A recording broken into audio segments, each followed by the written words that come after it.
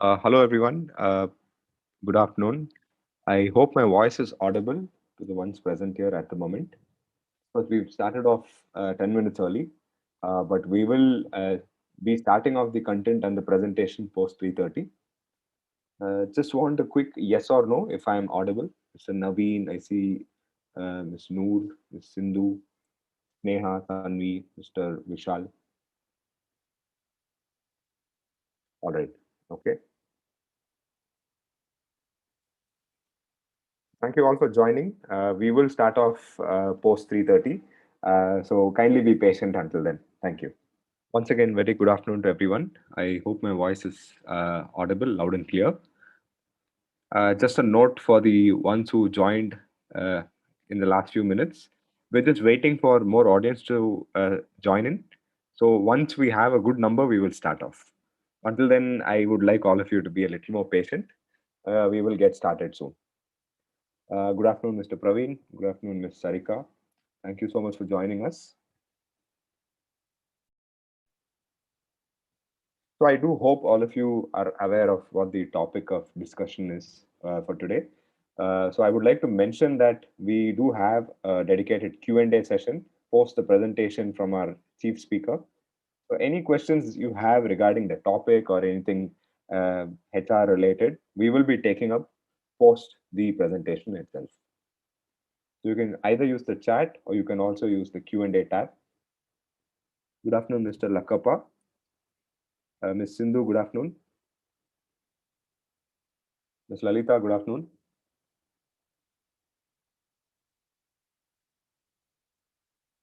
All right, this is wonderful. We do have a good number of audience at the moment, but we will wait a few more minutes to start off. Good afternoon, Mr. Sanju. Ms. Nikita, good afternoon. All right, I did see Miss, just a minute. Ms. Rashmi had raised her hand. So if there's anything that you would like to mention, please use the chat. Good afternoon, Ms. Rashmi, Ms. Neha, Mr. Prabhu. Very good afternoon, Ms. Kumari, Sri Divya, Mr. Shaikat. Once again, I hope my voice is clear. I'd like a quick yes or no. That would give me a confirmation. Okay. Kartika, good afternoon. All right. Thank you so much. Thank you so much.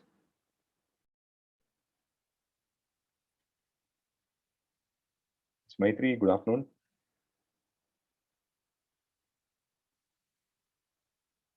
I'd also like to mention that we already have our chief speaker, HR veteran, who is also with us today on the webinar, Mr. Joseph John.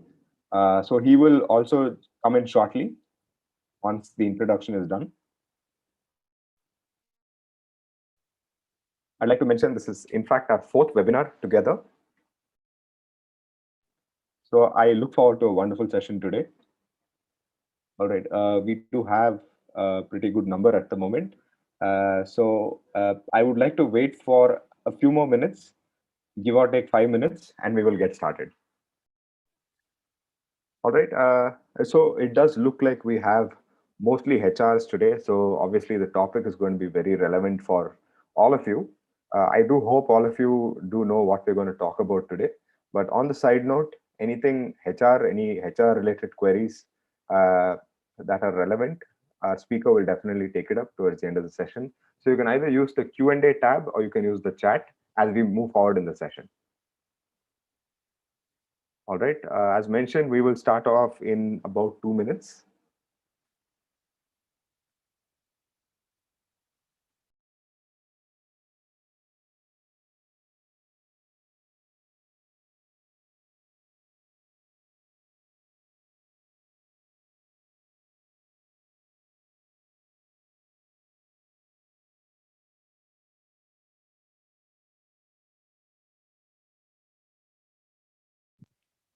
Very good afternoon, Ms. Sneha, Ms. Divya, Mr. Aman.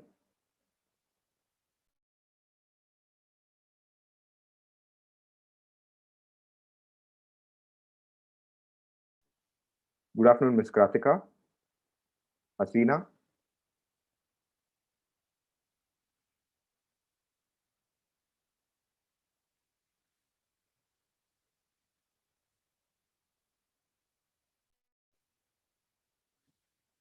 Thank you all for making time on a Friday afternoon. I'm sure all of you have plans uh, moving on to the weekend.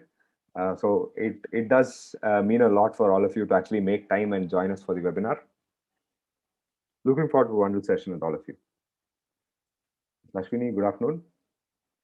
Oh, okay. Ms. Kratika says it's International HR Day. Oh, I'm so sorry. I wasn't aware of that. Happy International HR Day to all. Yes, Ms. Divya, I noticed that you raised your hand.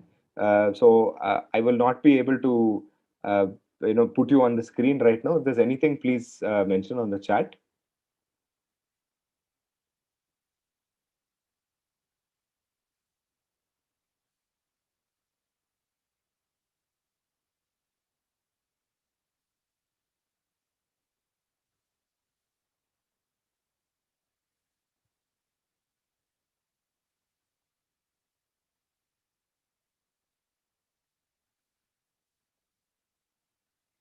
Ms. Divya, okay. I hope the rest of you are able to hear me because I believe I asked a few other times earlier.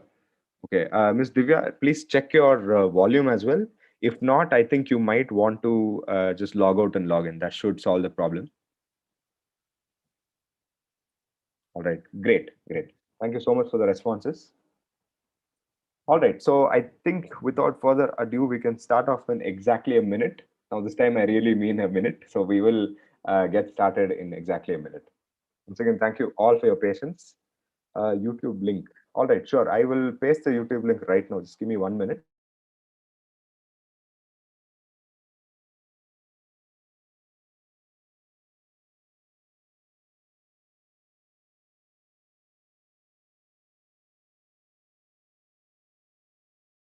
Okay. Ms. Rupali, I have uh, pasted the YouTube link. This is for the rest of you as well. So this is our live stream. Whatever you're seeing here will be live streamed on our YouTube channel. So those of you who are not, who haven't registered, can go and watch the live stream there as well.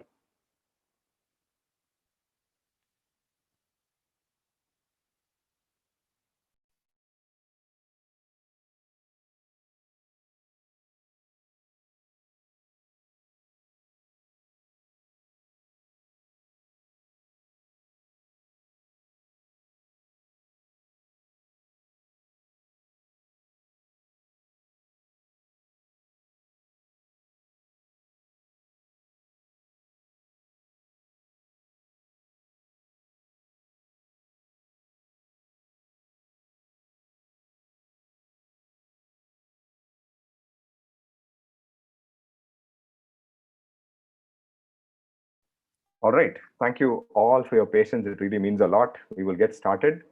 Once again, very good afternoon to everyone. Thank you all for joining us. I'm sure all of you know the topic there is for today. So before all of this, I, of course, will start off with a small introduction about the company that I represent, and followed by which we will also get into the introduction about the speaker himself, and we will get going from there on.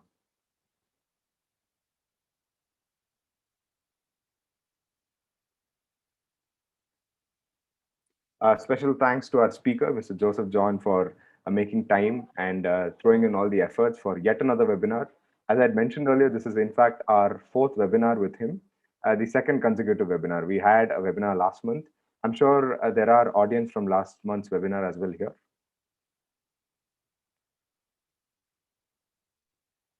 So before we get started, I am Siddharth. I handle product marketing at Web Solutions, the company that I represent, and I will be your moderator for the day.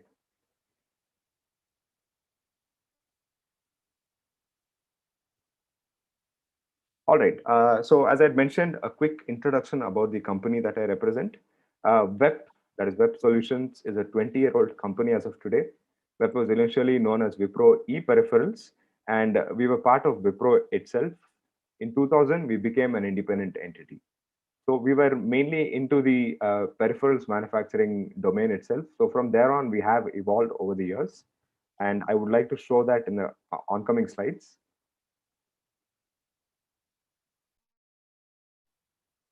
All right. As you can see, we have multiple solution offerings. We have managed print services, which is our signature offering, digital transformation solutions, which I will talk a little more in depth as we move on. And thirdly, we have intelligent office automation solutions.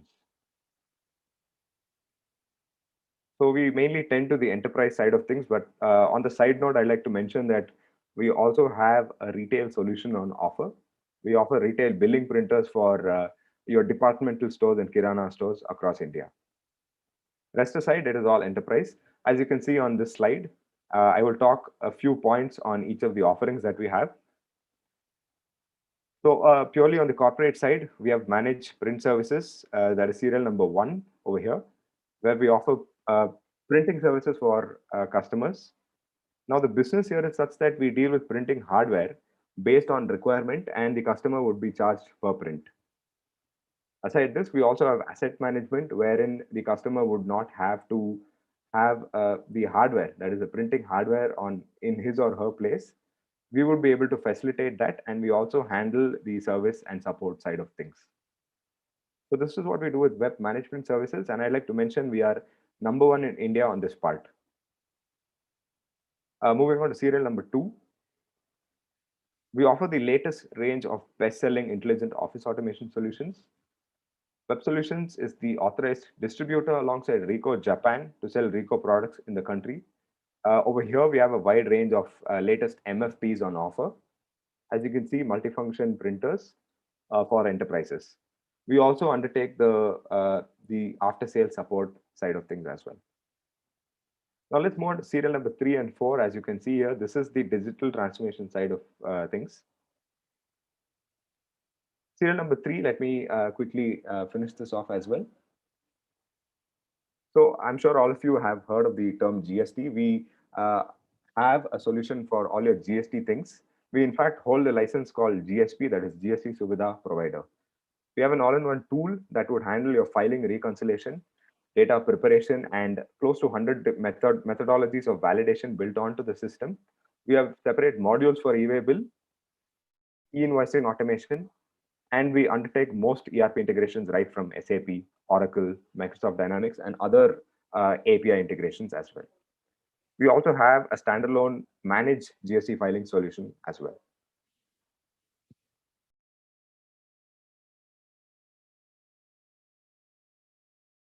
Our last offering, that is document management solutions. In fact, the solution is built on 2 concepts, mainly low-code development platform and workflow automation. I am sure all of you are familiar with the term workflow automation. Here we offer tailored custom solutions with the help of the 2 concepts that I explained. With this, we're able to build business process automation based on requirement. As you can see on this slide, a little more in depth. So with the help of this, we are able to actually have certain automations for employee records management, that is procure to pay process,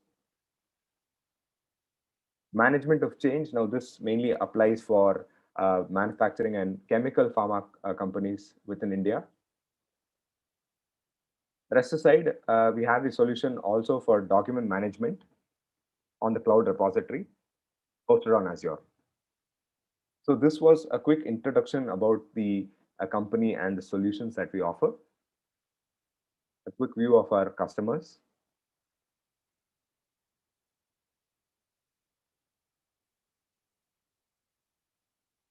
All right. So thank you all for staying in and listening on the introduction part. I would like to mention a quick poll for all of you on the screen.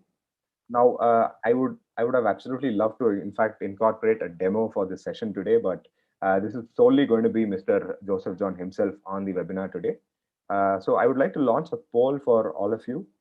Are you looking for a HR employee records management solution, or are you actually looking at automation for the HR ERM itself? So I would like to mention that we will be able to facilitate a free demo for the ones interested, sometime based on your availability in the next few working days. So that can be done. So let me leave this poll on for the next 1 minute, post which we will get on to the introduction for the speaker himself. Once again, thank you all for joining. I hope my voice is audible and clear. I did see a few of them who are not able to hear.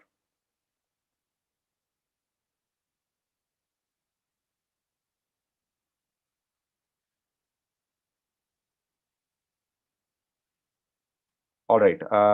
This is great. So let me end the poll right now.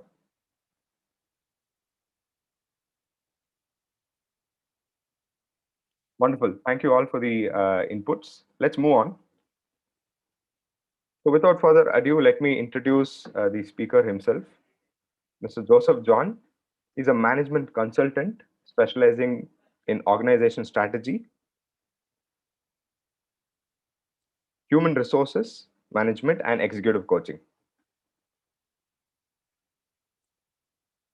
Mr. Joseph carries wide ranging experience in the fields of management and consulting for over 3 decades.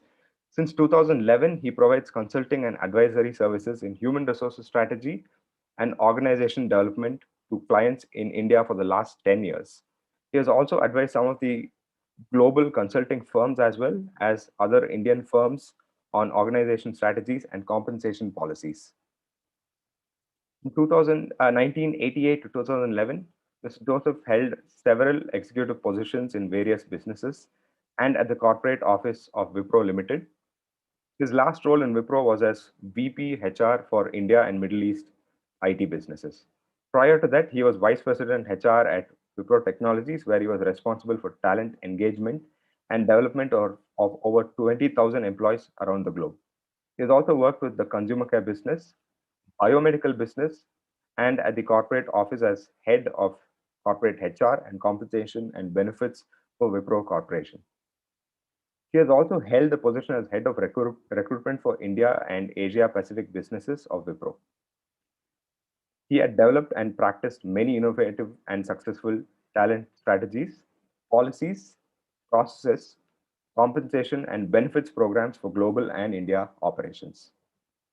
I'd like to mention that he has been a panelist and speaker in various HR forums in India and Singapore, and as a guest lecturer in management and engineering institutes. He's a blogger and has written occasionally in business magazines and newspapers. In 2018, he has published a book of essays in human behavior titled I Wonder Why: Perspectives on Human Behavior. It is an absolute pleasure to have you here with us on yet another webinar today, sir. I'm sure the audience is looking forward to directly hearing from you. So let me end here and hand it over to Mr. Joseph. Mr. Joseph, over to you. Thank you all. Good afternoon to all of you. I hope I am audible to all of you. Since most of the participants are HR professionals, greetings to all of you on this International HR Day. Yeah. Before I start this conversation, so I say it as a conversation, so we will have some question and answers. I will listen to you after some time. This is not about, a prescription for how to control attrition in a given company, because that is, different from company to company, industry to industry and all.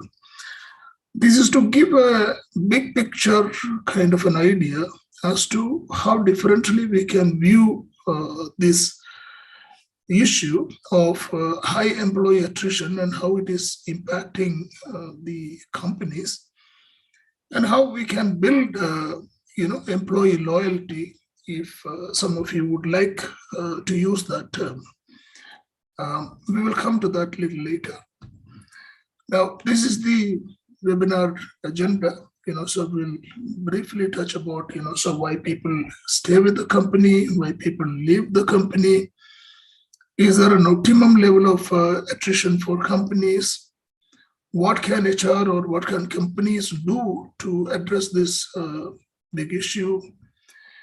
All that thing. And then, of course, so we can have some conversation towards the end. Can move.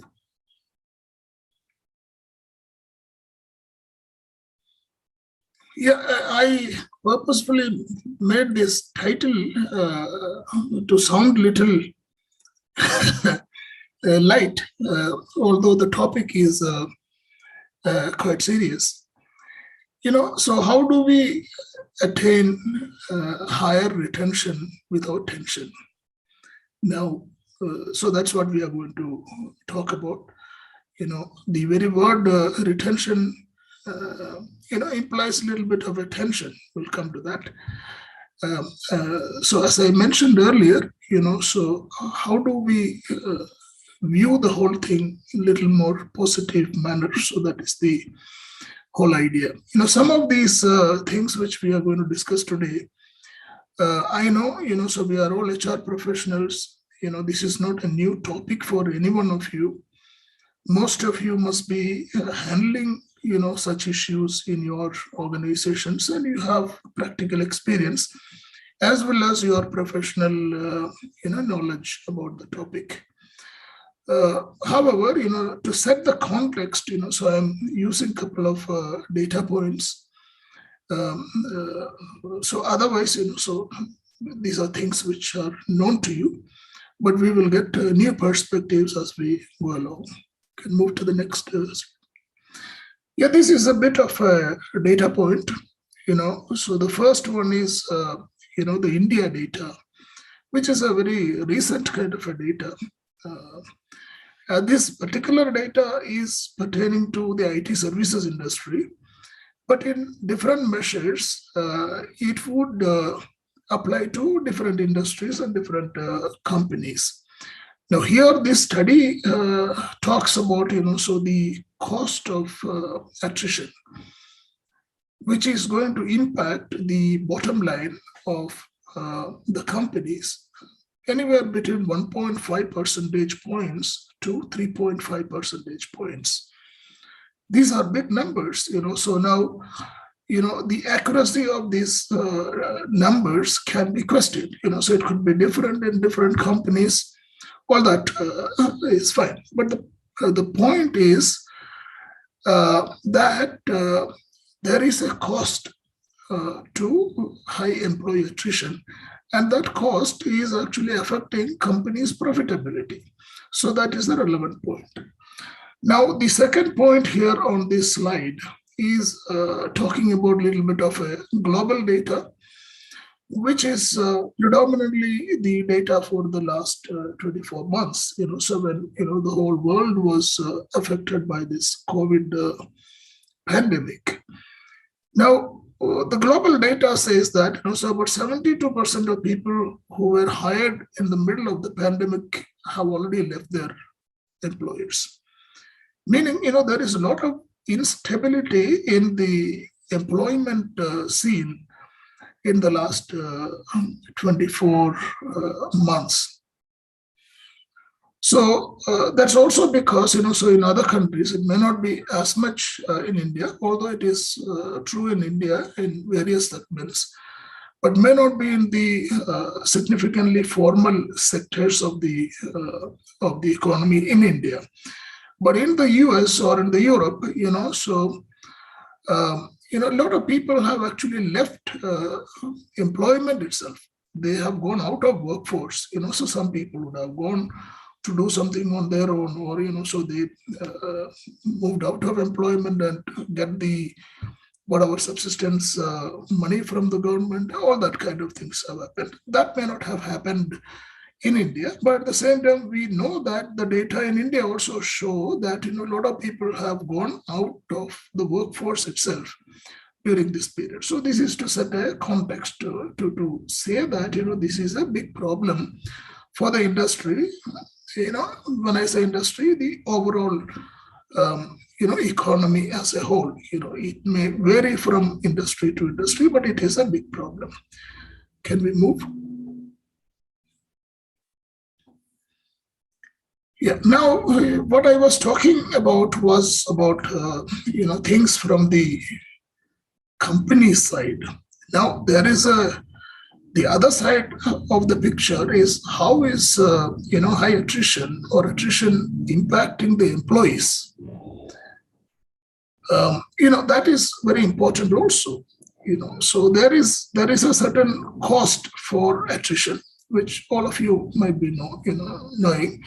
There is a replacement cost, there is a displacement cost, there is a productivity loss, lost investment in training, all that things. But beyond this, there is also an emotional cost of attrition.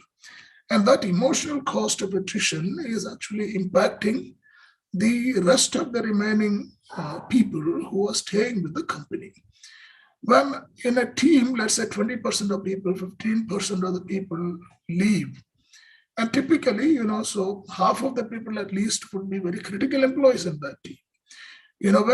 So some of the critical employees or even regular employees leave a team, the rest of the team has to bear the brunt.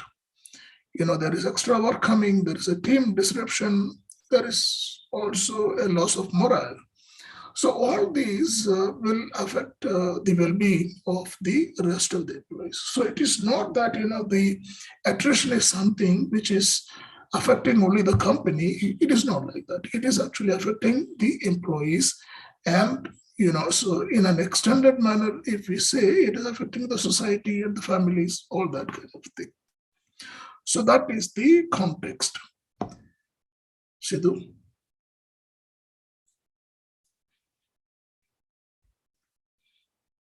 Now, this slide, so you must be wondering, many of you must be wondering, so why I am picking up only three points, three reasons for attrition. All of you must be doing, exit interviews. You may have, so 10 reasons, 20 reasons, different reasons for exits. It's not that, so employees leave only for one reason, two reasons, three reasons. Different employees leave for different these things. So varying from, let's say, personal reasons or whatever it is. But why I'm picking up these three core reasons for attrition is to give a fundamental thinking about, so why employees are leaving. Now, over a long period of time, in the short period of time, let's say, so employees will leave because of some immediate reason or whatever it is. But if you look at, so the broader picture, so employees tend to leave or think about leaving because of some of these reasons. So you can add on a few more, but, I'm picking up, so what I thought were the most important reasons which would trigger the thinking in the minds of employees to start looking for some other opportunities. Number one is obviously, it's about the career growth. If you look at most of the professionals join a company to build a career with the company. Now, so the question therefore is that, is my job adding value to my career? So that is the most important question. Now, over a period of time, maybe 1 year, 2 year, 3 year, whatever it is, maybe even shorter period of time, if an employee gets the sense that, so this job is not adding value to my career, this is not meaning much to me. So then, of course, so he or she will start thinking that, so where else can I get a meaningful career opportunity? The second is about, the role expectations. No, the point is that, there are situations, so we all know that there are situations when the actual job role, which is defined either in the, job description or whatever is in the KRAs, and the real job which is done, sometimes, these may be at variance. When there is a significant gap between these two, employees will start thinking, so what am I doing? I was supposed to do X, but I am doing, X minus something or X plus something. Yes, it is not easy to exactly define the job, but, so overall there should be a fit. When that doesn't happen, there is a thinking in the minds of the people to look for outside opportunities. So that is, that's a question. The thing is that, so it all starts with the recruitment. Now, so most of the HR people would think that, so the retention is something which starts after somebody joins. Actually, it is not. Every wrong selection, wrong recruitment is a problem. Every wrong recruitment is an incentive for attrition. So, if I put it that way. Now, the last one is about inclusion or lack of inclusion. So when I say inclusion, what is meant is a sense of belonging. Let's say, so it is not to say that, so it all depends on, the boss. Yes, the boss is important, a team is important, company culture, everything is important. But end of the day, someone should get a feeling that, so I am respected here. I am belonging to this team or this company, whatever it is. That sense of belonging is very important.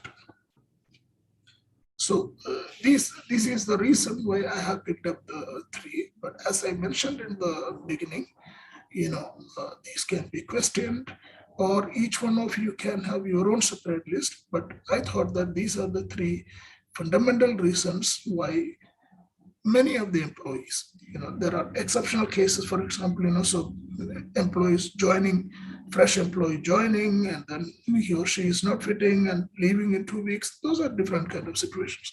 I'm talking about the normal, regular attrition scenario. We can move. All right. So let me actually launch a quick poll for all of you. So I'm sure you should be able to see this on your screen right now. We'd like to know, does your company calculate the cost of employee attrition? So let me leave this on for the next 1 minute and we will move on to the next slide. I would also like to mention that it would be great if you can put your questions on the Q&A tab. That will also help us keep a track of the questions.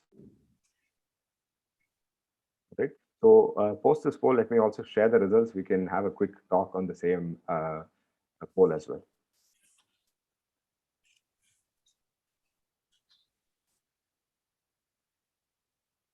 Okay.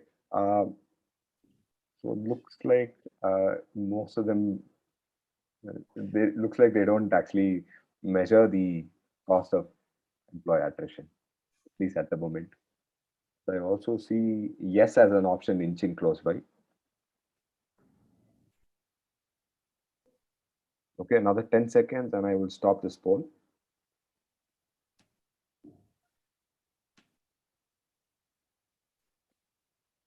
Okay.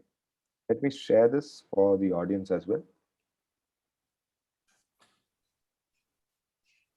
All right. So Joseph, any inputs on this? Yeah, I am actually pleasantly surprised that 34% of the respondents say that they measure the cost of attrition, which is a very good thing. Now, the point is that means what? About 66% of respondents, they are either not measuring or they don't know whether they are measuring or not. Yeah, so which is a normal thing, because most of the companies don't really measure these kind of things. So people are hired, people join, people leave. These are normal course of so activities in the company. That is how people consider it. So, but so there are industries which are people intensive, or the cost of employee or cost of salaries or compensation is higher, significantly higher compared to the revenue, whatever it is. This is going to be very, very critical kind of a parameter.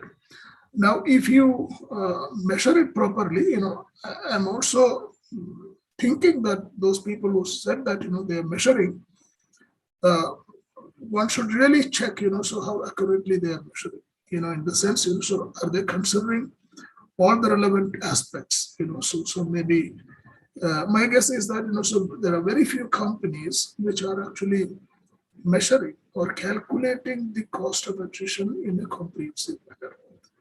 Thank you very much for the participation in the board. Thank you. All right. Over to you, Mr. Joseph. You can go on to the next slides.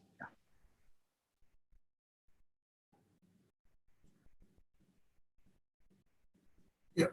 So now, this is the other side of the picture. So why employees stay in an organization? Some of these may have a correlation to our previous slide. So like what we said, so employees want a challenging or an exciting work, so which is very important for most of the employees. Learning and growth, again, so we mentioned career growth, but most of that happens also through learning, continuous learning. The third one is about meaningful work, or let's say, so as I mentioned earlier, making a difference. These are three reasons why employees stay in an organization for a reasonably longer period of time. Then, of course, the other things are there. So there are many other things. So the fair compensation is a minimum expectation by any employee.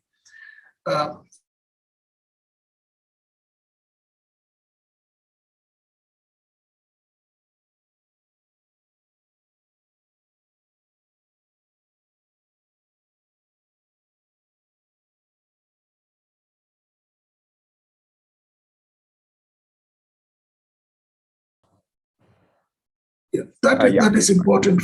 That's important for most of the people. Now, some of these things we discussed in the last slide. I'm not repeating that.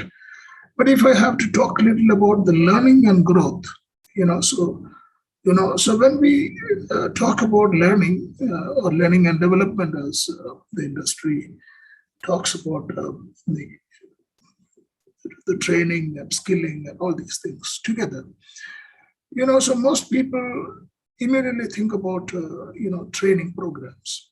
Yes, training programs are essential, but so learning happens more from various other sources. Like so most people learn from the work experience itself, learn from their manager, learn from their peer group, learn from the knowledge assets of the organization. Then, of course, they learn from the mentors, and then so things come from the training and this kind of thing. So that is about the learning and growth. So what happens is that so typically in an organization, if I join a company as a fresh engineer or an MBA graduate, whatever it is, there will be some level of intense training in the first 2 years or whatever it is. But what happens is that after 2 years, the whole activity comes down.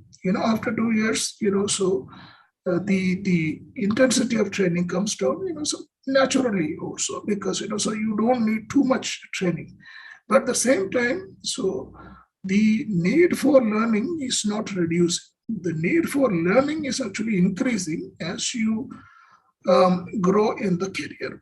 So there is a mismatch between this. So how do you get learning opportunities outside the regular training? That is more important. Now, the meaningful work or making a difference kind of this thing. So it is very important, so whether, so in the old terminology of, so whether I'm a cog in the wheel of the company, or, is my work or my contribution makes a small difference in the company. So that is what is meant by the meaningful work or making a difference. Now, if my work is not making any difference to anybody, so then it becomes pointless to continue in the company. Fair compensation is not about an equal pay or kind of thing. It is about a sense of equity, in the sense compensation which is proportionate to the capability and the contribution of an employee. And also the process of determining compensation is a fair process and fairly communicated to people. If that happens, so you can say that it's a fair compensation. Then, of course, the good people to work with I have mentioned, because, so being part of a professional community, so I can say this with great conviction that, so the organization where I worked for a reasonably long time, so my best, holding factor was a community of brilliant professionals. So if I move anywhere in the organization, I could see brilliant professionals like me. Many people may be better than me, whatever it is. So there is a mutual respect, mutual learning. That kind of a atmosphere is there. Yes, we'll move on. All Now right. this is a yeah. So Joseph, sorry to interrupt. So maybe before you start this, let's launch one more poll for the audience. That's okay with you? Sure. So hope all of you are seeing this on your screen. What is the topmost reason why most people leave for attrition in your company?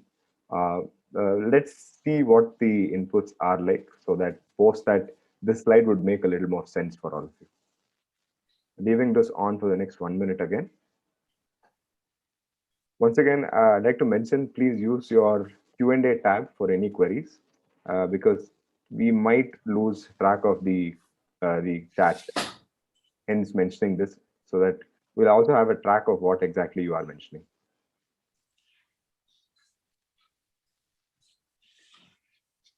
Okay, so the majority is more money, what I'm seeing at the moment.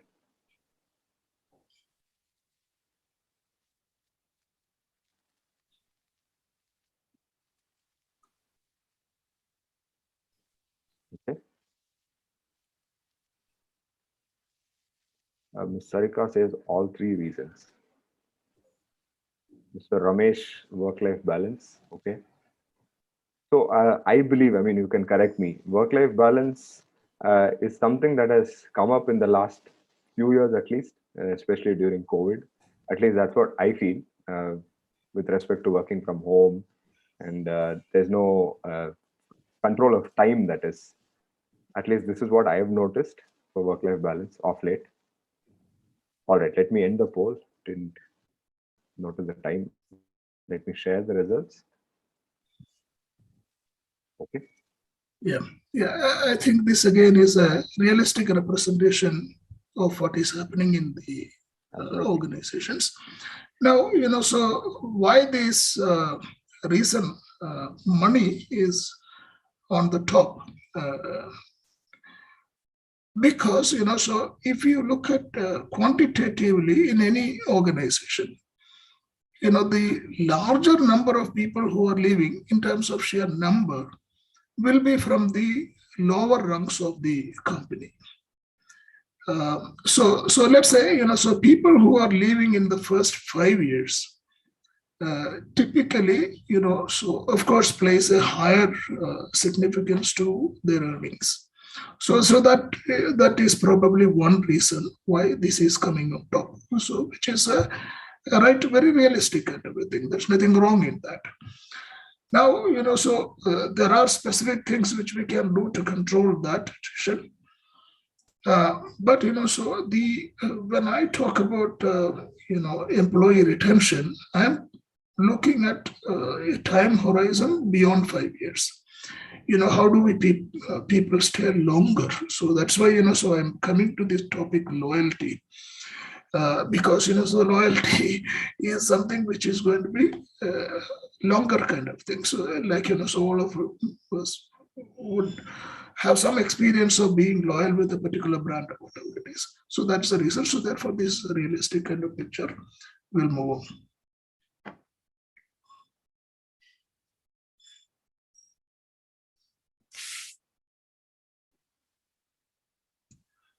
Okay, now this is an interesting question. So in one of our earlier meetings also, so somebody asked this question: is there an optimal attrition rate? The answer goes either way.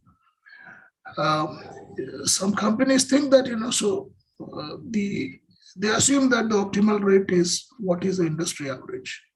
let's say if the industry average is, let's say 15%, and if my company's attrition rate, annualized attrition rate is less than 15%, I'm doing very well, I'm happy kind of thing. Or if I'm much worse off, if the industry average is 15, so my company average is, let's say, 18 or 20, then I'm not doing well. So that's one way to look at it. But the real thing is that how much attrition a company can afford will depend on the growth and profitability of the business. So therefore, while it is good to have some kind of a comfort saying that, so our attrition is in line with the industry average, that may not be really good for your company, because your company may be at a different level of growth and profit. That's the point. So there may not be an optimum at all. But at the same time, so the less is better. So if you have a less attrition, that is always better. So if you have achieved, let's say, 15% this year, target for 14% or 13% or 12% next year, which is always good. So that's the point. Now, imagining that there is something called an optimum attrition rate, which a company can actually fix a number. Let's say 12% is the optimum for my company. Fair enough. But even in that case, the 12% will not stay as a static number. Based on the environmental changes, the business changes, the number will change. Maybe you cannot afford that. Maybe, so you're doing extremely well. It doesn't matter, so if you more people leave, so it is like that. So there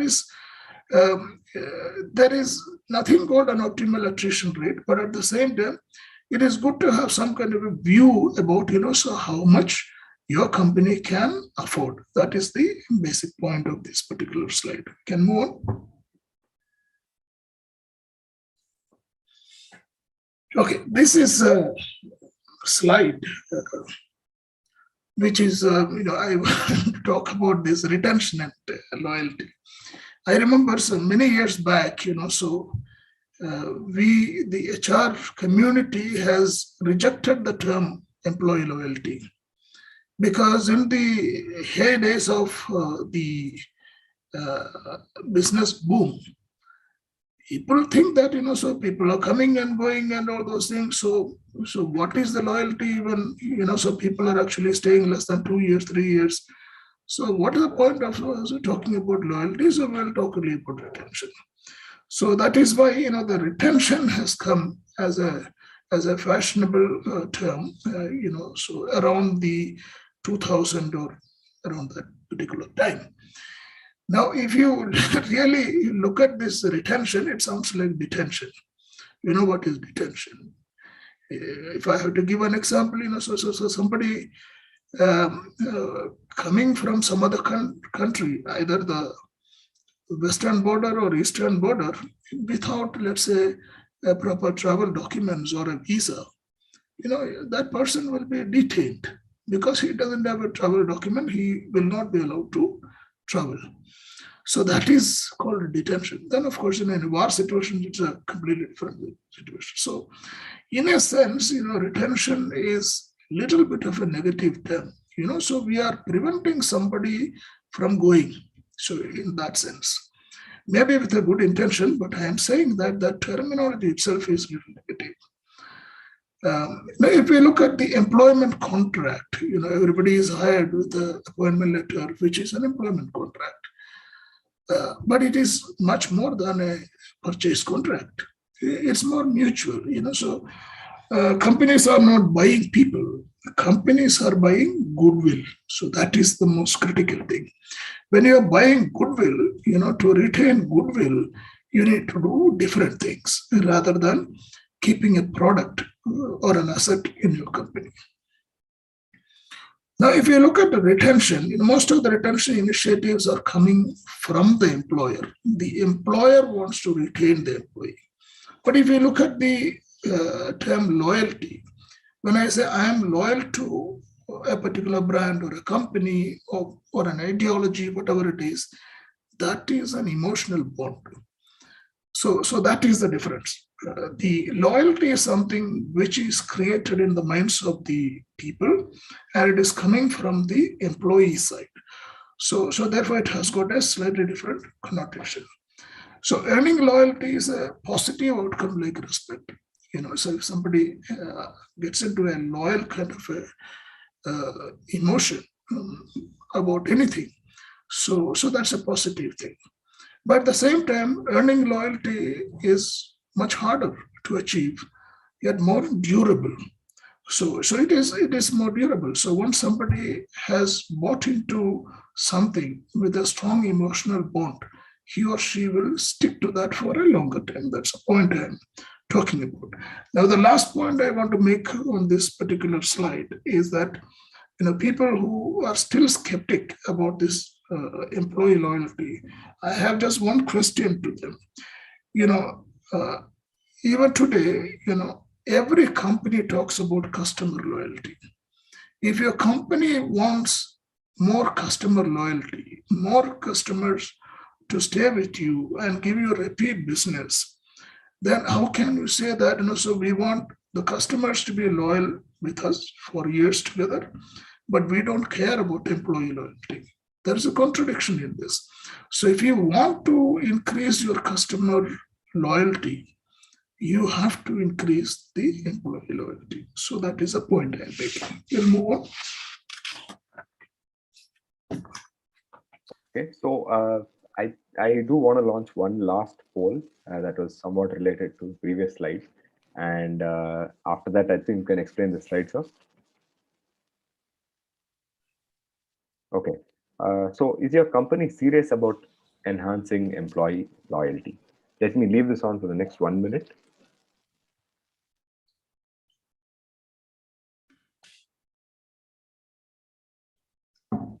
I'd like to mention that we have a few more slides, post which we will get into the question and answer session itself.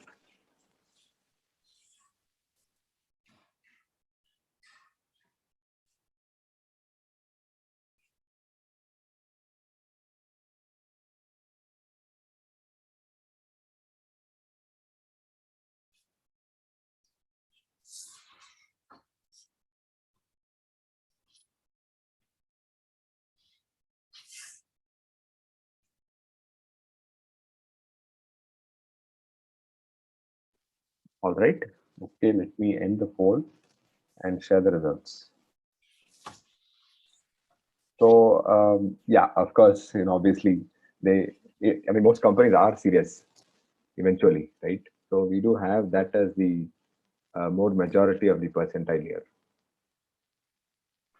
That's a good sign. At least by intention, lot of people want to, work on employee loyalty, which is a good thing. Now, of course, it is not easy. It is harder thing to achieve, but there are specific ways, so one can actually look at this. Now, I have only two more slides, this slide and the next slide. So with that, my presentation will get over. So it's just about another 3-4 minutes. Yeah. So therefore, what I am going to do in this slide and the next slide is that so I am again going to talk about some of the fundamentals, and then so leave the thought with all of you professionals to think over these principles, and the next slides. So I will talk about a few other things, and then so work out a program for your company. So I'm sure so all of you must be doing several things to increase employee retention or employee loyalty, whatever you call it. But so whether that is good enough, do you want to do something more? Do you want to do something different? So that is a thought I want to leave with you. Okay, so now if we look at this, this has nothing to do with so one company, two company, one industry, nothing like that. This is something which have been taken from a study of several companies around the world, so most successful, respected companies. And then, so they looked at, so what are some of the things which are common to these companies, which had a great amount of employee loyalty and success in the overall business. Principle number one is to capture the hearts. When I say this, I'm just not mentioning about, so just an emotional engagement, or, in the new terminology, so managers having emotional intelligence, or a little bit of manipulation of employee emotions. I'm not talking about that. I'm talking, so a lot more in the classic sense. Let's say, if you look at, let's say, Henry Ford. Henry Ford has captured the hearts of his people, so 110 years or whatever time back, or 120 years back. So, or let's say Jan Tata, so who started the Tata businesses.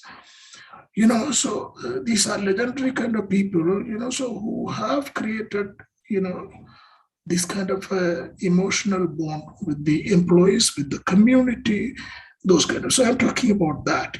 Now, regardless of the size of the company, each company can look at, so what are some of the few ways where we can capture the hearts of the employees.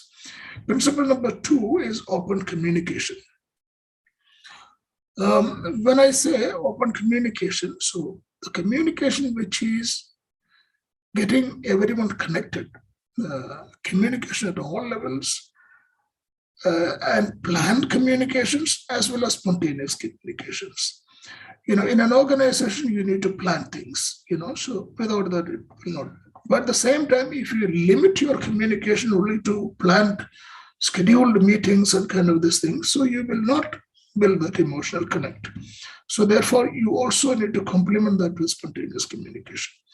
Principle number three is about creating partnerships, so which is treating employees as partners or co-creators in the organization, which in other sense is to create a sense of ownership in the minds of the people, or what we classically call it as ownership behavior.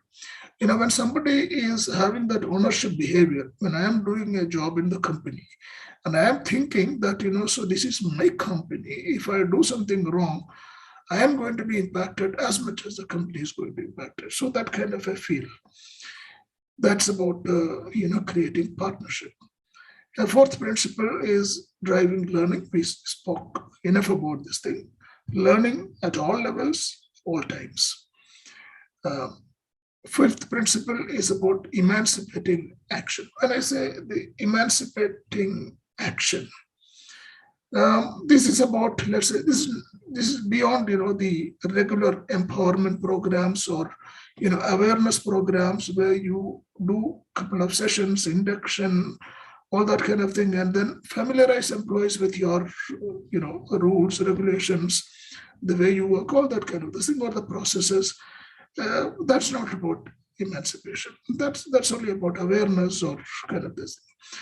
When we say emancipate action, which means that you provide the freedom to succeed to every employee. When I say, so you provide freedom to succeed, that also means that you also provide freedom to fail and experiment. Now, so when you have an environment where, so you have freedom to succeed, freedom to fail and experiment, then, so your employees will be more creative. They will use their creative energies and, so the company will be more innovative. So these are the 5 fundamental principles. Now, all these can be broken down and then you can have specific programs in the company. Yeah, we can move on.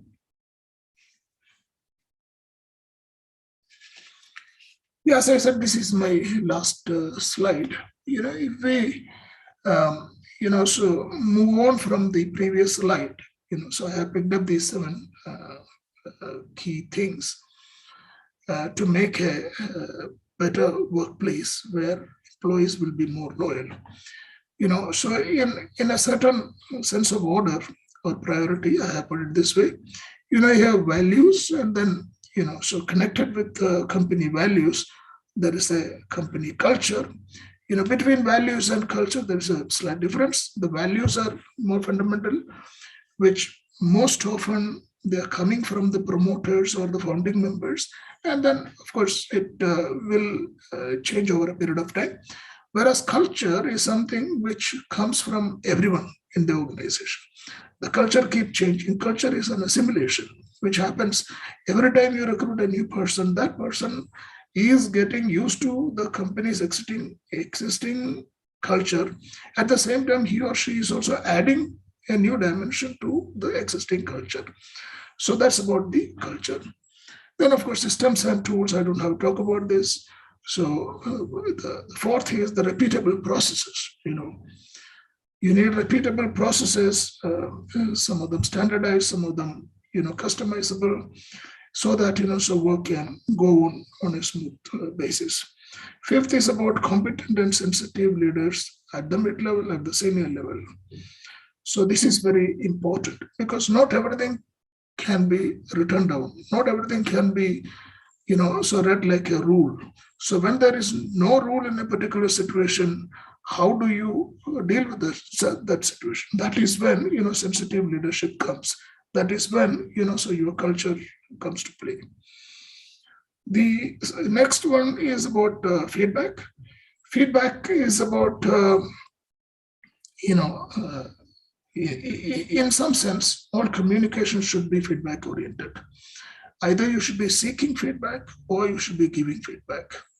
So that feedback loop, so if you, for example, if you have a employee meeting, you get a lot of several suggestions from the employee. And if you don't work on that or give a response to them or act on that, employees will lose faith in the process. So, for instance, let's say the authentic stay interviews, so why people are staying in the company. Now, so everybody does exit interviews, but more important is that when people are there working for your company, you have conversation with employees. What are the things which are holding them to this company? What are the things which they like? What are the things they like to improve? So then, so you get that kind of feedback from employees, and if you work on that, that's a good way of enhancing employee loyalty. And the last thing, which is probably most important, is that to achieve all these above six things, you need an empowered and enabling HR. Empowered meaning that the top management should provide adequate power and authority to the HR professionals to take decisions and move on. At the same time, the HR people should use their power very, very rarely. Instead, so if they are working as enabling professionals, they are enabling the employees, enabling the managers to achieve all those results and to build a company culture and on the company values, or so change the processes, all that kind of these things. So that is very important. HR is no more about compliance. Compliance is now taken care by the systems and processes. You have software to handle all those kind of stuff. But HR has to work as employee advocates, work as a bridge between management and employees, and balance between the long term and the short term. So that is the most important role of HR professionals. Now, to conclude, so I have picked up this quote from Peter Drucker. He says, whenever you see a successful business, someone once made a courageous decision. I thought it is a very important pointer to all of us. That someone could be you. Years later, you will see a different organization. Take courage. Thank you very much for listening. All the best. So we'll pick up some of the questions if you have. Thank you very much once again. Absolutely. Thank you so much for that presentation. It's really insightful. So let us actually take up some of the questions that have come from the registration form first. And from there on, we can get to the Q&A. So let me pull up the questions. So we have a question from Mr. Chellappa. what are the steps of preventing attrition in governmental organizations and even the motivational factors for the government organizations? Yeah, this is a slightly difficult question to give a specific answer. But I can give a generic answer because the government organizations or the public sector undertakings, they operate in different environments. Many of them have got political interference. They don't have management autonomy, all those kind of things. And then many of the companies have got assured job security. So in that kind of a scenario, it's a different kind of a situation. But having said that, if I have to pick up certain examples, if I say that all the public sector companies are not good, that's not a correct kind of thing. If I had to give one example of a government or a government organization, public sector organization, which is doing brilliantly well in terms of employee loyalty, this is Indian Space Research Organization, ISRO.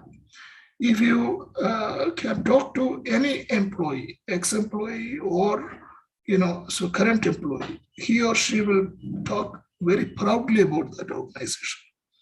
So what I mean is that there are ways of making employee loyalty even higher, even in the public sector kind of company. Why? Because every employee of ISRO knows what is their mission, and they are proud of that. And the other side reason, if I say little in a lighter manner, is that the politicians do not understand space technology. So practically, so they will not interfere. So when they don't understand, the organization can go smoothly. Of course, it had great leadership right from Vikram Sarabhai and Satish Dhawan and even the current leadership of the ISRO. So great leaders. So these are the reasons. All right, we'll move on. All right. We'll move to the next one again from the registration form itself. There are two questions that more or less sound the same. One from Mr. Mahendra and Ms. Radhika. How to make employees loyal for this younger generations? They expect meteoric rise in the young age. How to make them stick around? And another question, retention strategies for a multi-generational workforce. Yeah, this is a very important question. I like this question, and it is a real problem because so I have young children myself. I know so how they work and how long they stay with a company. So there's a real problem. So now we need to have segmented approach to this. Like typically in any company, you will have multi-generation kind of people. There are people who are in their 50s, there are people who are in their 40s, people who are in 30s and 20s. Now the people who are in the 20s, so young graduates or postgraduates, they join, they have different expectations. So if they join a traditional organization, so their expectations may not match. So therefore, so how do you handle this? There is no short answer to this. The thing is that then in that case, you need to lower your expectation. You need to set a target saying that, let's say I am hiring engineering graduates, let's say in large numbers. So big companies hire in thousands or 10,000 or whatever. Now, so you need to have certain kind of a target. Let's say, so I'm okay with, let's say, 10% or 15% attrition in this group of youngsters. Because, so whatever you do, they will anyway leave. So there is a limitation. So you don't have to labor too much. But then, so there are brilliant people, so in that large group of young people. So how do you target those brilliant people, critical people with niche skills in a different manner and increase the loyalty of those people? So that is a more sensible manner. Similarly, the life priorities and career priorities change when people get into their late 30s or mid 40s or even 50s. So then you need to, design or redesign some of your programs, so around all these kind of stuff to suit those kind of people, because their priorities have changed. So not only about money kind of thing, even other. So that is what you have to do. Now, I can't talk very specific points on this, because those specific actions will depend on your particular company. So if anybody is really interested to get into specifics, you can get in touch with me maybe later on. So my contact will be shared with you. So that is fine with me. Otherwise, this is the broad answer is that, so you have to have segment-wise action plan and segment-wise targets. Yes. So one more question that I can take up from the registration form, and we move on to the Q&A tab quickly. A question from Nazneen. How to attract and regain right talent when the industry is applicant torment? Yeah, this is again another very important question, because so if you look at some of the industries, let's say the tech industry or similar such industries today, there is a very high demand for talent. So when the demand is very high, naturally the attrition will be high. So therefore, so you need to have a completely different strategy of search and hiring itself.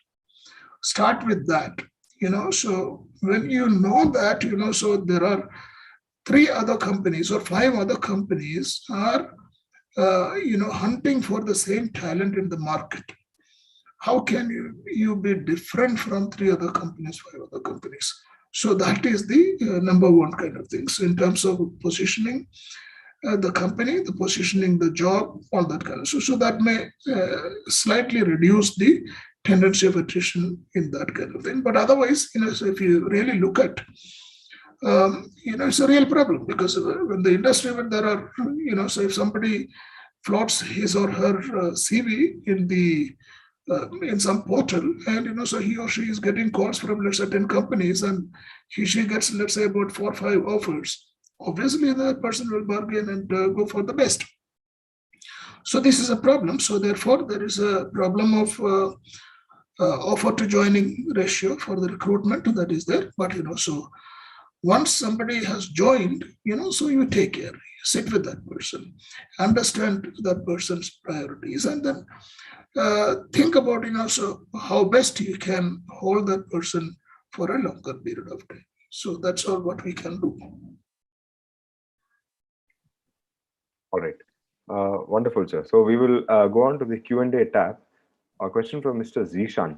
Is there any way to find out in the early stages whether an employee is thinking about moving out, and how can we avoid the same?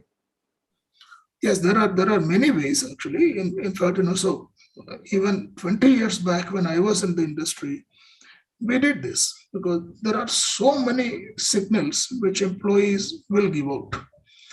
All it needs is a listening ear. You have to put your ear to the ground.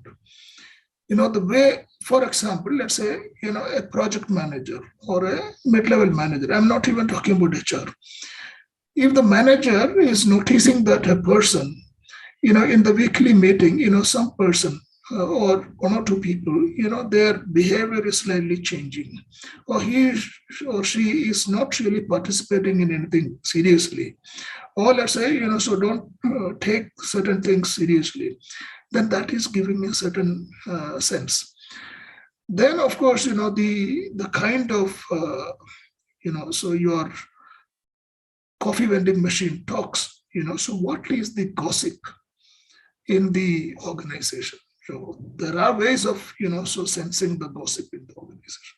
You should sense the gossip in the organization. So who are the people, where are the kind of these things. So similarly, there are various other things, like, so in terms of somebody's punctuality, or you can take about 10 different variables and have a dashboard. When I say dashboard, you don't have to create a dashboard for each one of the employees, but at least give it to your line managers, saying that, look at, have a sense of things in your team, how things are happening, how people are responding to these 3 things or 4 things, it need not be 10. And then, so you get in touch with the line managers, get the sense of this thing. So he or she will tell that employee X, Y is very, very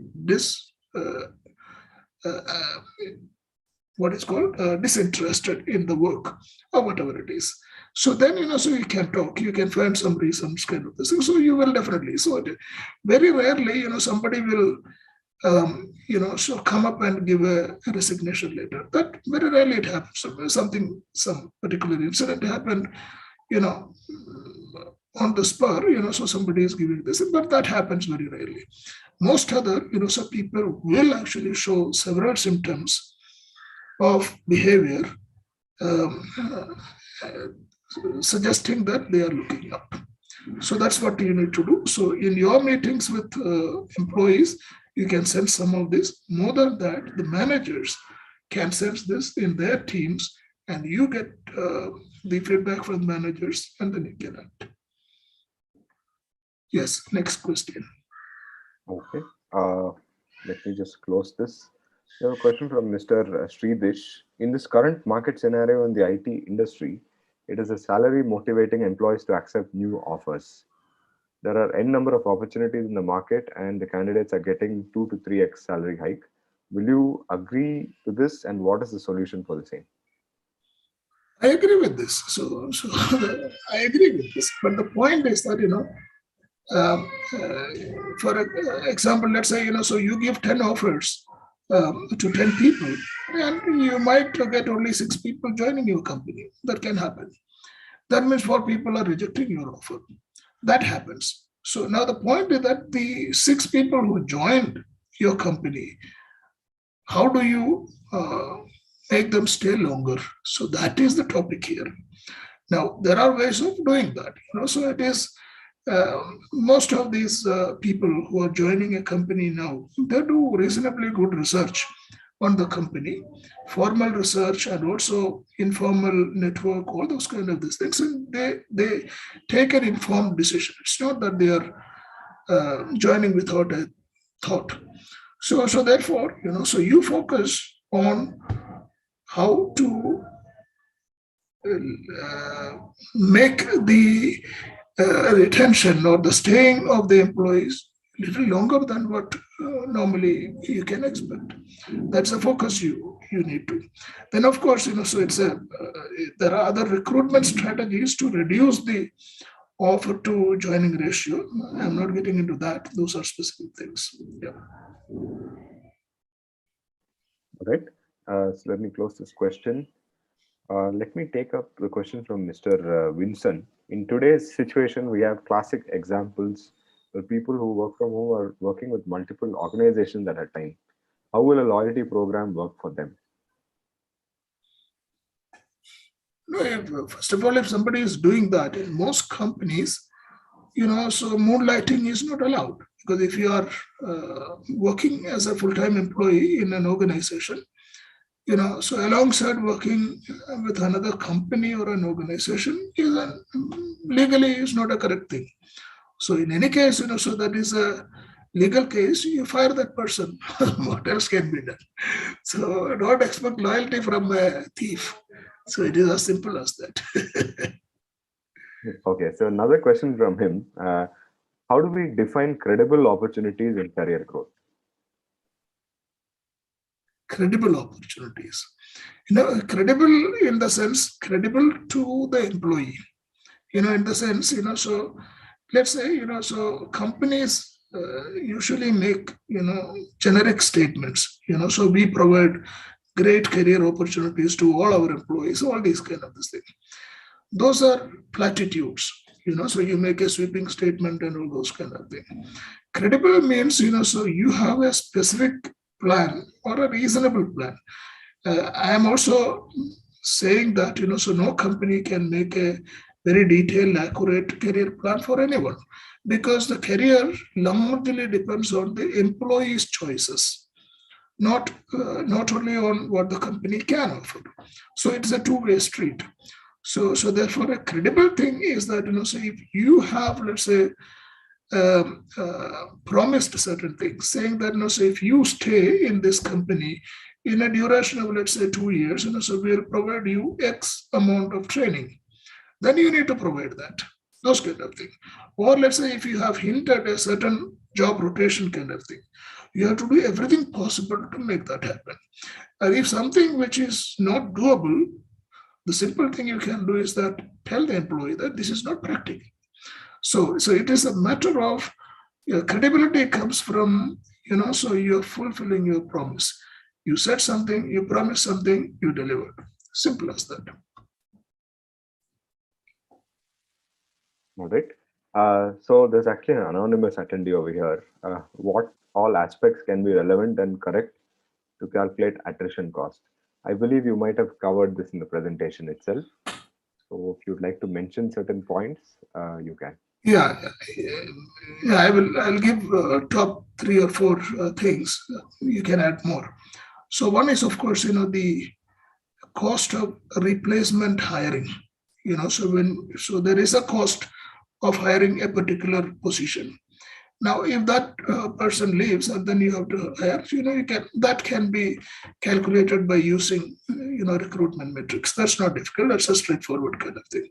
Like, so you have to do interviews, you have to do this thing, you have to use management and all those things. That is one. See, the harder things are, so how much management time is spent in such a scenario of displacement. How much of productivity loss which happens in a particular project or a team. So these are harder to this thing, but so you can actually make an estimate. For example, if a project is delayed by X number of days, that affects.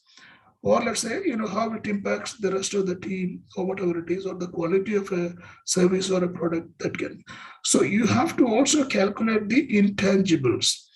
So you can list out, let's say, 5 or 6 such items, and then, come out with a fair value of attrition.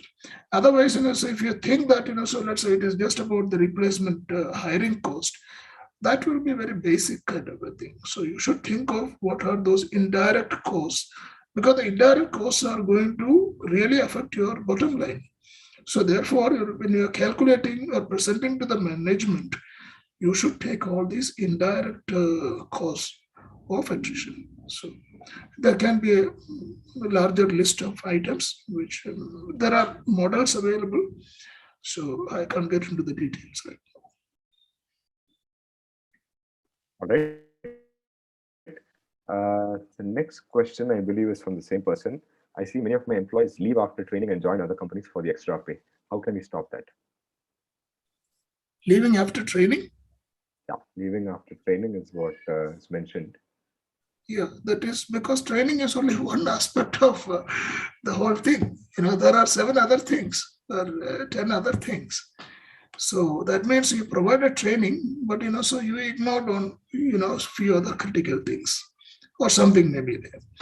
So the other thing is that yes, so it's a paradox saying that so you train and make your employee more capable, more employable, and then he or she quits and joins another company. But even in that worst case scenario, it is a good thing to happen, because if an employee is leaving the company, building his or her capability, at least that person will be a good ex-employee for your company.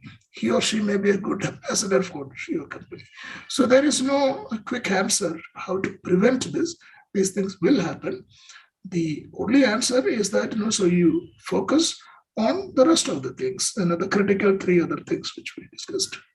So probably the probability can be reduced. Let's say if your 10 such people are leaving, can you bring that down from 10 to 7? So that's what you can do. So we are living in a business environment where there is a lot of uncertainties. So you cannot have a precision beyond this. So that's all what I can suggest. All right. I will take up the next question from Ms. Swati. How to face a situation when business intervention is high and employee loyalty is not considered? It's a problem with the company. So the company is not a company means the senior or top management. If the top management is not serious, you can't do much. So what you can do is that so you can also add to the attrition of the company and join a better company. So say if the top management is not serious about employee retention or employee loyalty, you can't do much. Particularly if it's a smaller organization. Because what will happen is that I know, even in my career, there are a few senior leaders who were outright hire and fire kind of leaders. They would say that you hire anybody, if it is not working out, fire that person in 3 months, that kind of thing. But that is not visionary leadership. So if your leadership is not visionary, your career also is at peril. That's all what I can say. Okay. We will take on the next question from Miss Sarika. What can be the recent retention strategy in current challenges due to this COVID environment has changed, working pattern has changed, people expectations has changed, too many opportunities in market, various other factors. Too many questions, say this, the current thing, so there is a lot of discussion, so we had one of our earlier thing was about this flexible working kind of thing. So now what is happening is that, so most employees have taken flexibility as a basic requirement. So now whether you are getting back to working full-time, working from office, or whether you're having a hybrid work model, the fact is that employees have an expectation that he or she will be provided certain flexibility in the job. So that is a given thing. That is a new scenario which has come. So the company has to really think, how you can provide this flexibility without really losing productivity, without losing teamwork and all those good. So that is one thing which you can do. The rest of the things are, specific to companies, so you have to have programs to retain employees based on some of the points which we discussed. All right. Hope that answers your question, Ms. Sarika. Go to the next question from, actually, let me go down a little. Let's take up this question from Mr. Zishan again. Can you please refer us to some case study platforms, books, websites, YouTube channels, which can help us reduce the attrition percentages? Generally, you read as HR professionals, I think we should read more. There are many HR journals out there which provides you some of this. Then, of course, this McKinsey quarterly is there. McKinsey, comes up with a lot of case studies. Of course, Harvard Business Review articles are there. Many of these are coming. Then, you can be part of the industry and HR forums where these things are discussed, and then experience from different companies are shared. So you can learn from them.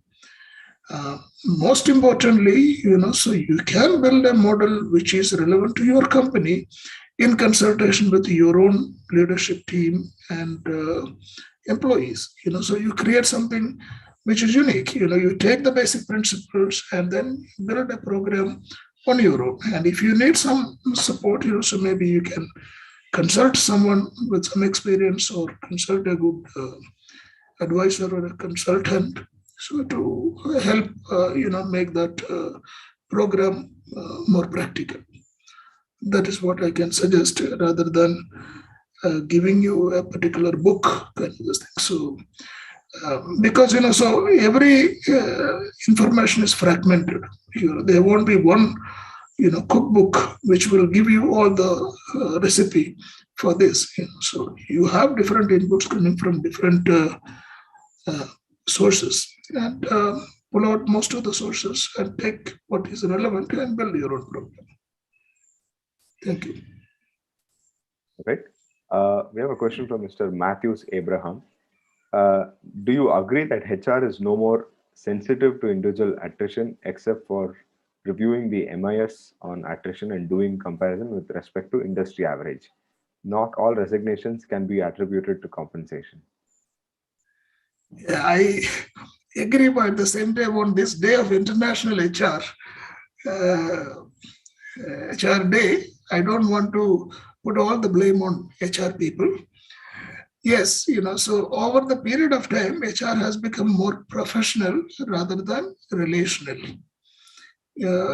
So people like me or even Matthews, so we started our career. HR was not as a profession like a doctor or an engineer. It was more like a relational kind of a thing. Like, how do you build a relationship and how do you manage a relationship? How do you create a community or camaraderie in the team? So these were more important than enforcing a contract. But that has changed over a period of time. So if you look at the way most of the HR people deal with their job today, so I would tend to agree with Matthews that most of the people want to go by the rule book. Now, the smart HR people will always try to find how to break certain rules for the benefit of the organization, for the benefit of an exceptional employee. Those are the exceptional situations where, the employees feel that, this company cares for me. So I have such experience in my earlier company. Matthews will have several experience to share. So whether, so today's current HR people, or even for that matter, even the organizations, whether they are providing that, I would say that yes, there are very few companies which are thinking in that terms, because everybody goes by the rule book, the contract, and the business priorities. Yes, thank you. All right, let's move on to the next question. Ms. Sanika, with the onset to WFO scenario now, what can be that one more thing to make employees stay longer in the organization and not start looking out for WFH options? I believe she mentioned work from home. Working from office and work from home. Yeah, this is an issue in the sense, so most of the people, particularly people in large cities, they were used to working from home for a long period, maybe 18 months or even 24 months. So therefore, for them to go back to office on a daily basis may be a little taxing. So therefore, so you have to handle this in a phased manner. And personally, I would suggest, so all those companies which can afford a hybrid model should adopt a hybrid model that will work better for both parties. But there are critical roles where, so working from office may be more productive. In that case, so you have to provide that. And then, you need to treat the employees slightly differently. Now, if you consider, working from office in 2019 is same as working from office in 2022, we are making a mistake. So that is so that difference we need to assess.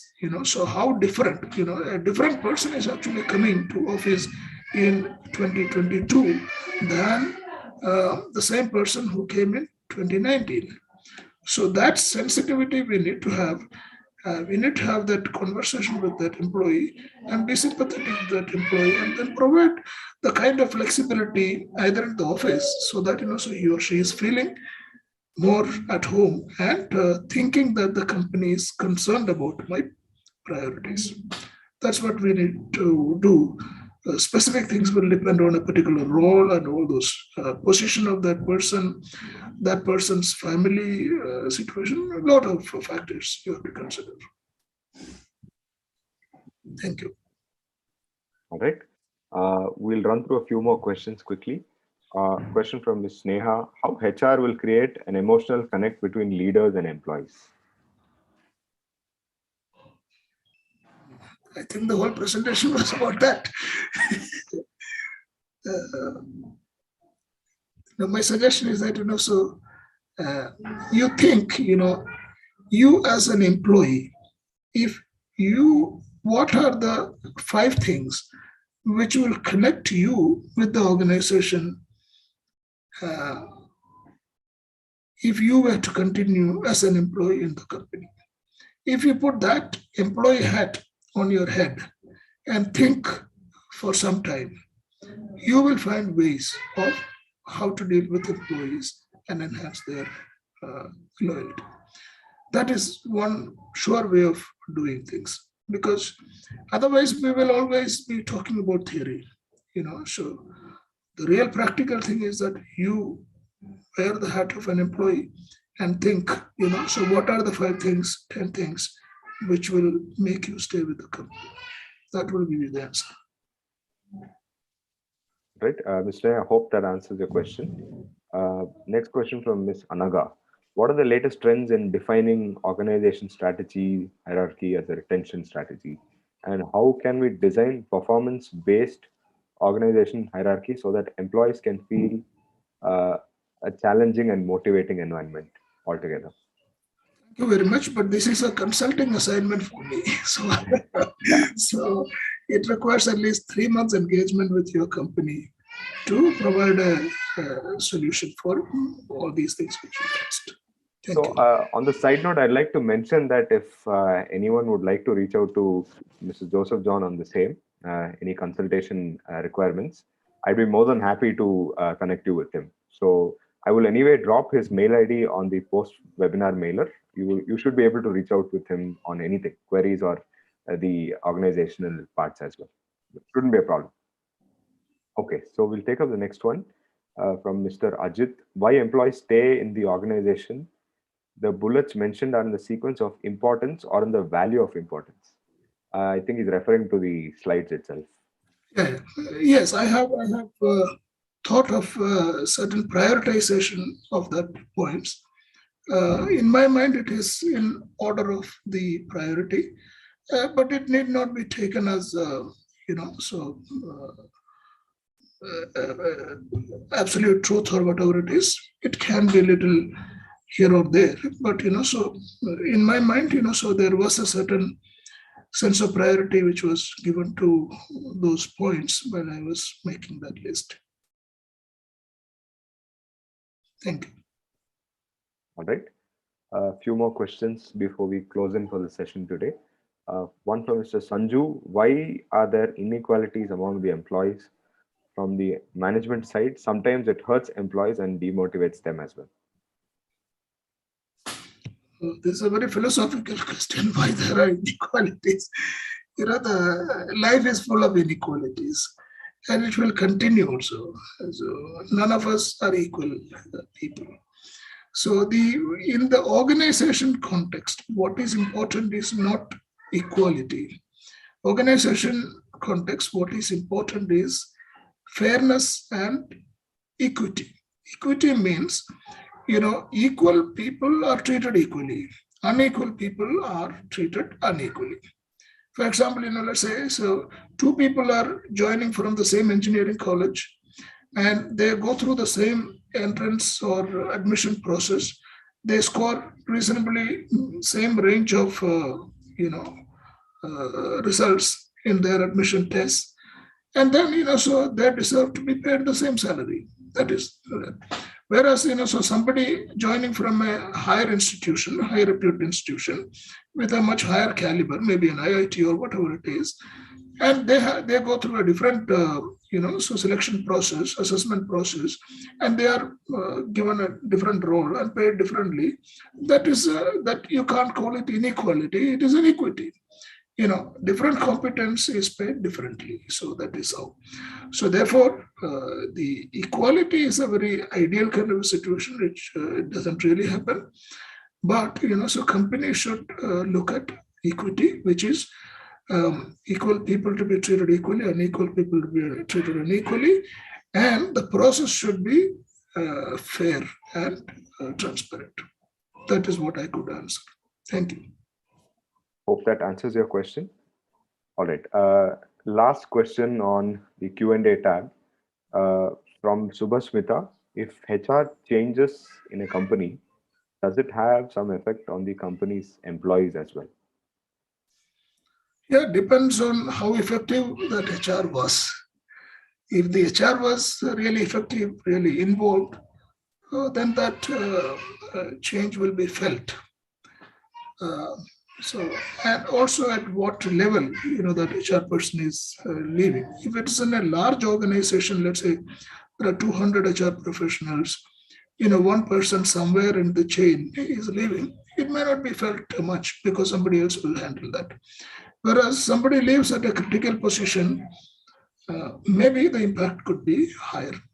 So it depends on the how critical you are in the particular role in the company. Based on that, the impact will be felt. So that is the answer. Otherwise, there is no generic answer to it. All right. We have a question from Mr. Vasanta. I believe it was also on chat. He's put it up here. Can you put some light on age factor on recruitment and retention? Age factor. See, age is in some sense an irrelevant factor, but at the same time, age has got certain relevance in terms of the individual needs and the social needs and even the family community needs of that person. So to that extent, that is relevant. Otherwise, what is important for a particular organization is that whether a particular candidate or an employee is fitting a particular job requirement. If somebody is fitting that job requirement, it doesn't matter age.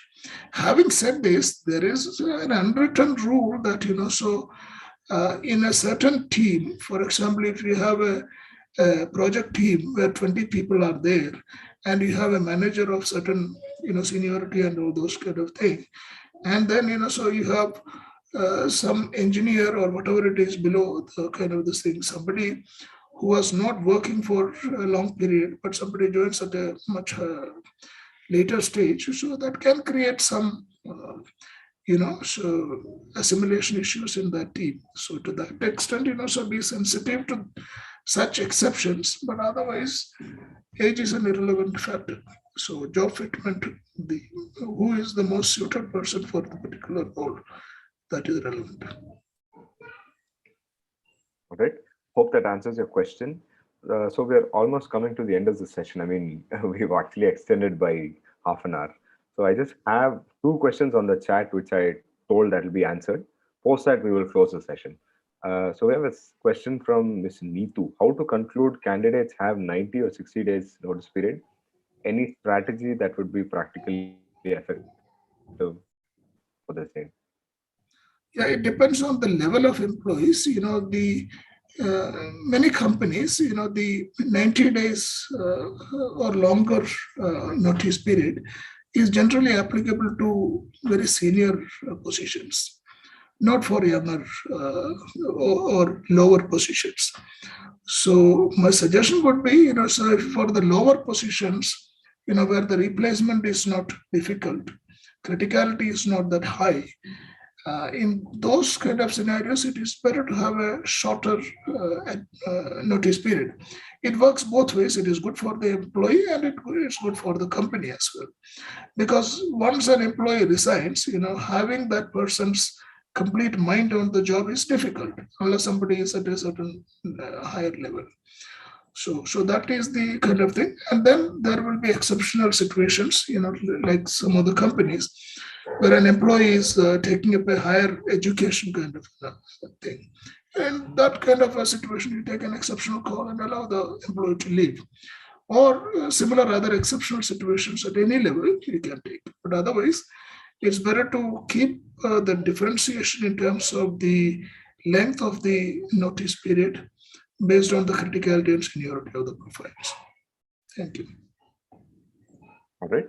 So last question for the day from Ms. Swati. Will more precise, stringent rules in the organization affect retention? Yes, it will, because The rules have to be acceptable to people more than rules. That's why we were talking about all those values, culture, and all those kind of things. Every situation cannot be handled by a rule. Because if every situation can be handled by a rule, so the society would have been so nice. Now we know that despite having a wonderful constitution for India, and there is a criminal procedure code, every day there are criminal acts which are committed by people. So therefore, the rules alone will not work. So one has to think beyond rules. That is what we were talking about: engagement, emotional bond, all those kind of things, values, culture, all those. So in an exceptional situation, how to handle an exceptional situation is guided by the prevailing culture and values of the organization, or the examples of the senior people in the organization. So the more stringent the rule, the more the number of rules, the tendency of employees will be, a sense of deterrence. In the sense the freedom is curtailed kind of thing. So therefore, have less number of rules and clear rules. If the rules are very clear and acceptable and fair, there's no problem. Otherwise, better not to have too many rules. Thank you. Wonderful. We have answered all the questions. Once again, thank you all for joining us for today's session. That does bring us to the end of the session for today. A huge thanks and appreciation for Mr. Joseph, who was able to actually stick around and answer all the queries. We, in fact, went by half an hour post the webinar. So thank you so much, Mr. Joseph. It really means a lot to us. Thank you very much. Thank you. Thank you, all of you. Thank you. So before we wrap out closely, I'd like to mention that if you have any queries further on, if you require any consultation services, Mr. Joseph will be happy to handle this. As I mentioned earlier, in the post-webinar reach out mailer, you will receive the PPT, the video link, the stream link, and Mr. Joseph's mail ID. So those of you who would like to reach out to him, you can go ahead and do the same. And the ones who've shown interest for our free demo, you will be reached out in the next few working days on the same. So on that note, I will end the session for today. Thank you all and have a wonderful evening and a good weekend. Thank you all.